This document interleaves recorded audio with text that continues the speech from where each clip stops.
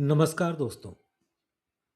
उनके खत और आप की 541वीं कड़ी 541st एपिसोड में अभिवादन स्वीकार कीजिए देवतोष का। दोस्तों, आज जो मैं खत पढ़ने जा रहा हूं तारीख है 21 नवंबर साल 1963, नवंबर 21, 1963। प्रिय भाई, आपकी उम्र लंबी हो, तूला उम्र हो। बच्चे की इंतकाल की खबर सुनकर दिली सदमा पहुंचा। इंतकाल, डेथ। बच्चे की इंतकाल की खबर सुनकर दिली सदमा पहुंचा।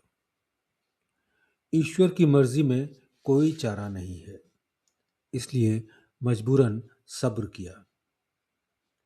ईश्वर उसकी रूह को शांति देवे और आप लोगों को सब्र अता करे।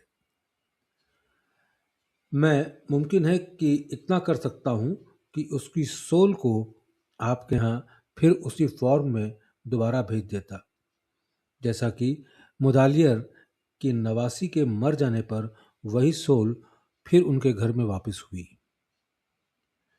क्योंकि यह मुदालियर की लड़की की पहली ही लड़की थी, उनके घर के लोग जो उस वक्त कानपुर में थे मेरे पास इस विनती के साथ आए कि मैं इस लड़की को मुजस्सम उसी फॉर्म में दे दीजिए।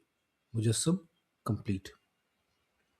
उनके घर के लोग जो उस वक्त कानपुर में थे मेरे पास इस विनती के साथ आए कि इस लड़की को मुजस्सम उसी फॉर्म में दे दीजिए। मैंने कहा कि मेरे लिए यह मुमकिन नहीं है। यह सिर्फ कृष्ण भगवान ही कर सकते थे कि अपने गुरु का लड़का जो समुद्र में डूब गया था मुजस्सम लाकर वापस कर दिया था।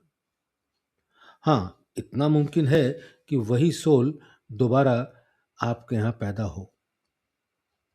और फिर ऐसा ही हुआ।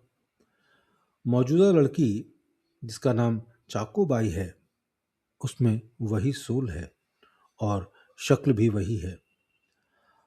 खत मिलने पर मैं उस बच्ची को कई तवज्जो दे चुका था, जिससे बहुत सी बातें जो जिस्म रखने के लिए ज़रूरी थीं साफ हो चुकी थी।